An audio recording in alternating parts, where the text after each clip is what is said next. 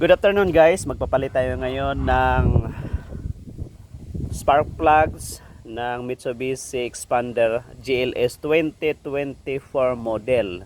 Ang tinakbo na nito ay 10,000 km check up.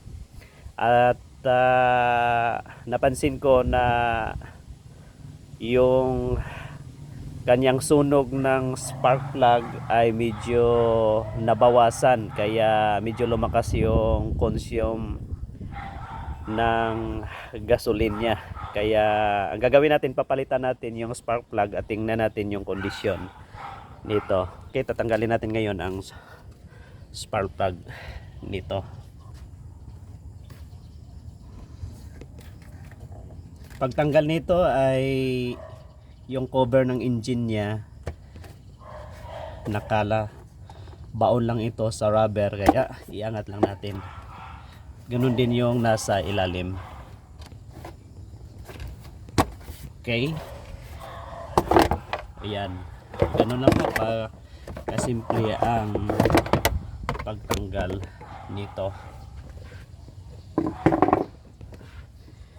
Okay, ito yung kaniyang apat na igniter, mayroong 10mm bolt, apat yan, at tatanggalin natin ito. Okay,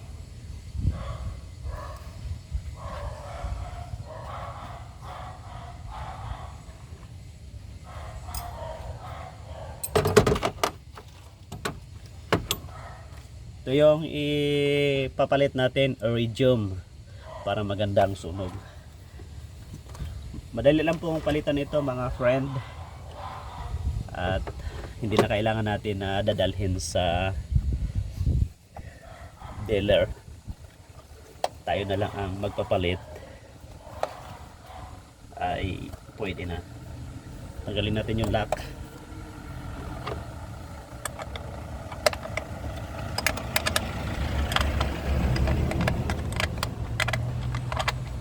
Gamitin natin yung 10mm.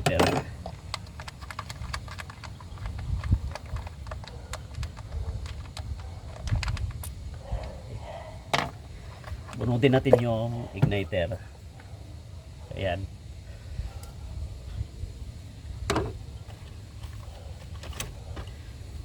Ngayon ito yung ano natin, yung dip socket niya, spark plug rinse, 16mm. Sa Toyota EUV Avanza 2024 model 14mm, pero ito 16mm sa Mitsubishi Expander 2024 model GLS. Okay, tanggalin natin. Gamit tayo ng ratchet.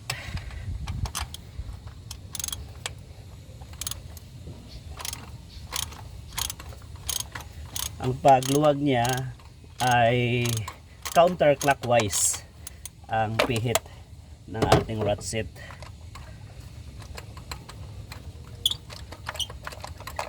Tingnan natin yung kondisyon ng lumang spark plug. Ang tinakbo niya ay 10,000 km. Ibig sabihin 1 year na rin siya. At may epekto din kasi ito doon sa gasoline consumption. Kaya napansin ko lumalakas yung consumption niya dahil may epekto doon sa kanyang pag-burn ng kanyang gas. Kaya kailangan nating palitan yan, kasi yan ang nagbibigay ng kondisyon doon sa ating engine. Okay, ito siya. Iridium ang ipapalit natin. Ngayon yung luma, pwede natin gamitin yung igniter niya, yung dulo, lalo na kung ang ating pangtanggal ay walang rubber. Pwede na ito, tingnan nyo. Ay ganun lang po kasimple yung pagtanggal ninyo. At tingnan ninyo yung kanyang ceramic na cover, mayroon nang siyang barn. Ayan. At mayroon na siyang sunog ng kaunti. May itim na siya, kaya ibig sabihin nabawasan na yung kanyang spark ignite doon sa pag-burn ng fuel during pag-inject ng injector doon sa combustion chamber. Pareho lang po ang proseso. Ito yung bago na iridium, isasaksak natin dito sa dulo ng igniter. Ayan, tapos suksok natin doon. Ngayon ay ang pagpihit ay clockwise, pahigpit yan, clockwise. Okay, tapos kapag kumagat na yung kanyang thread, pwede na yon. Pasok natin yung short handle nya saka yung 16mm na dip socket counterclockwise.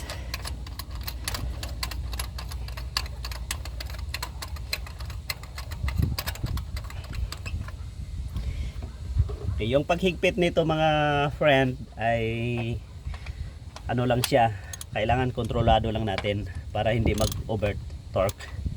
Yan, hindi natin kailangan na pwersahin. Kapag mahigpit na siya ng kaunti, pwede na yan. Importante ay hindi siya mag over torque. Yan, kasi pino yung mga thread nito, kaya kapag nag over torque yan, ma-lost thread or kaya ay pwedeng mabali.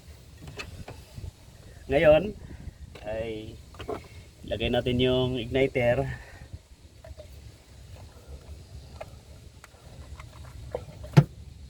Punasan natin ng konti para malinis. Punasan natin ng konti.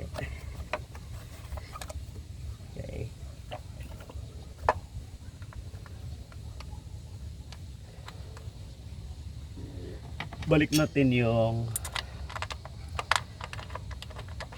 bolt natin millimeter.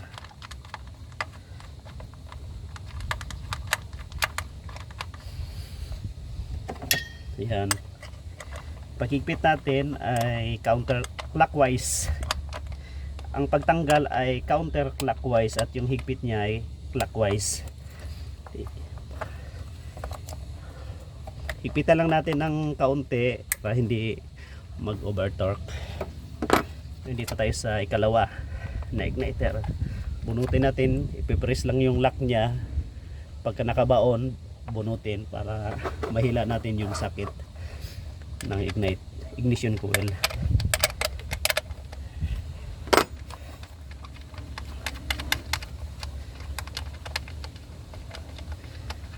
Kaya ganito lang po kasimple yung pagpapalit ng spark plug sa gasoline engine na sasakyan. Pare-pareho yan. Kaya ang gagawin natin para hindi magkabaliktad yung igniter niya, tatanggalin natin isa-isa lang. At kapag natanggal natin ay papalitan natin ng bagong spark plug. Kakabit natin yung igniter. Yun ang proseso niya para maiwasan nating magka palit-palit, kasi may epekto din yan doon sa kanyang operation.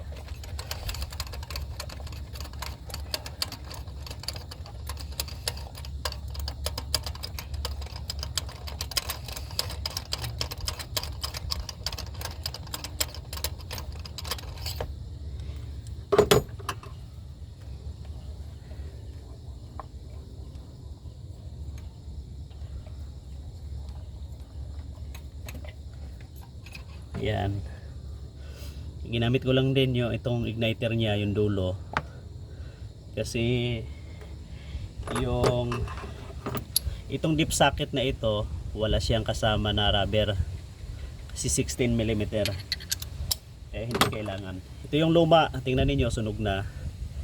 Okay. At dito burn na talaga siya, kaya naramdaman ko yung low power, nabawasan yung power. At same time, malakas yung consumption ng gasolina.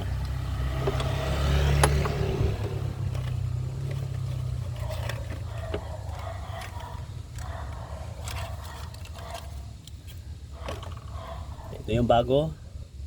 Talagang napakaganda, malinis. Salpak natin dyan. Tapos ingatan natin na huwag mahulog sa ilalim. Kasi kapag na-deform ng konti ito, magbabago din yung kanyang operation ng spark plug. Ingatan natin yung dulo nito na yung iridium na parang karayom ay talagang ano siya, huwag madamage para maganda yung kanyang operation.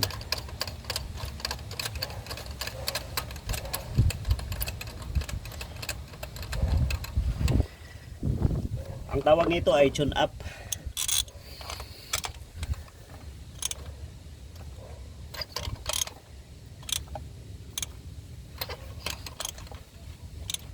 Ngayon kung gusto nyo makasiguro at hindi niyo makontrol yung pagpihit, lalo na yung paghigpit, gagamit kayo ng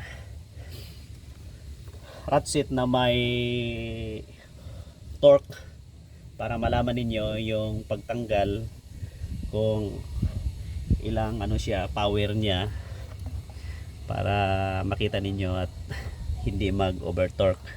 Pero ako kabisado ko na kasi yung force na gagamitin sa ganitong 16mm na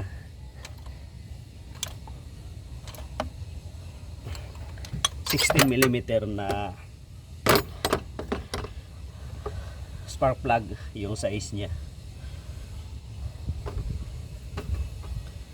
Nasa natin ng konti, tapos ilagay natin. Okay, ilagay natin ang 10mm.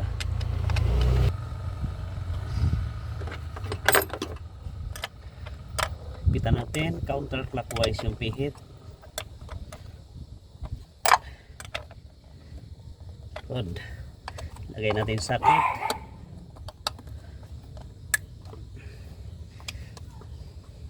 Next. Okay. Counterclockwise ang luwag.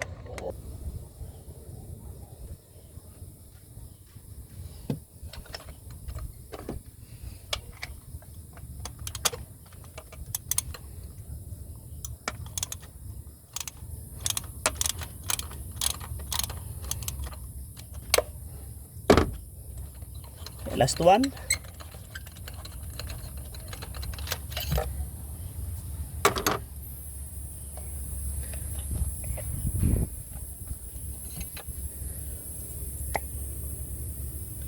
Okay, the old one.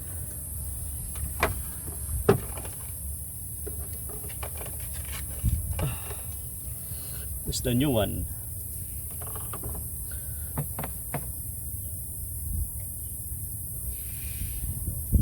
Like that.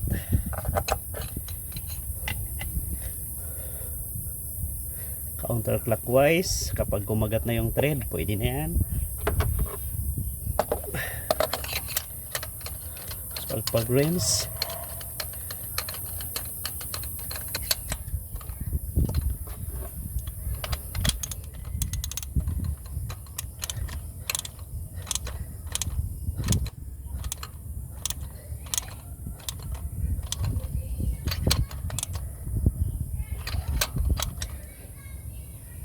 Good.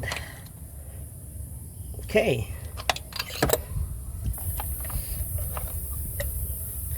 Okay, madilim na. Pero tapos na tayo.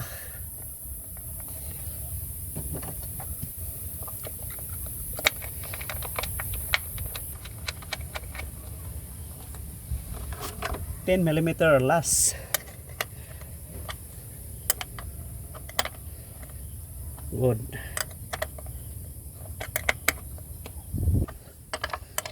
Okay. Check natin lahat yung 10mm bolt. Good. Okay, salpak natin ang igniter socket. Check natin lahat yung socket niya kung nakalak before ilagay natin ang cover niya. Ito yung apat na spark plug na napalitan natin. Yan, kung nakita ninyo yung kanilang condition after 1 year o 10,000 kilometer, ayan na sila. Kailangan na talaga silang palitan dahil humihina na yung kanilang pagsunog doon sa fuel at nabawasan yung power at same time lumalakas din yung gasoline consumption niya. At ganito kadali ang pagkapalit ng spark plug ng Mitsubishi Expander 2024 Model G LS o kahit anong sasakyan na gasolina.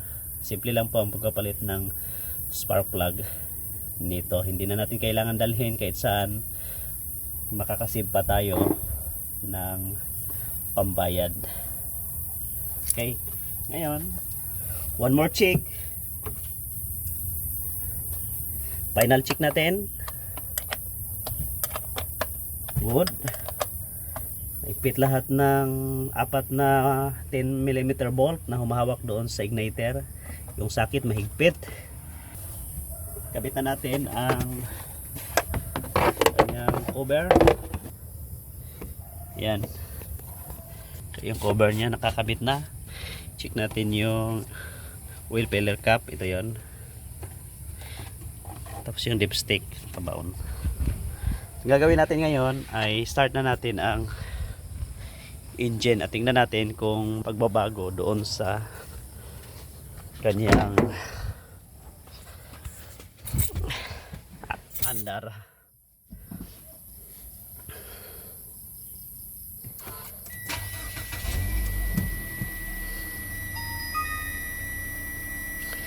Ayan, kung napapansin ninyo guys ay pumino yung andar niya. Noong hindi ko pa napalitan yung spark plug, may amoy siya na unburned gas. Mga unburned gases hindi na doon sa tambutson niya. Kita ko na hindi masyadong nasunog. Pero ngayon, napakaganda ng andar niya. Back to normal operation. Okay, kaya ganito lang po ka dali magpalit ng spark plug. At mahalaga yan every 10,000 kilometer. Susunod magpapalit ako ng 20,000. Kapag umabot na siya ng 20,000 papalitan ko na yan.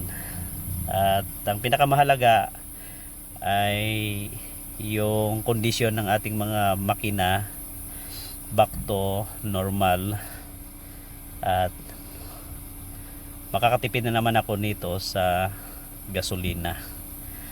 Okay, dito po nagtapos ang aking video. Maraming salamat po sa inyong tulong at panonood sa aking mga channel. Paki-subscribe ninyo ako para updated kayo sa aking mga video na gagawin tungkol sa tutorial at maintenance ng mga sasakyan. Maraming salamat po.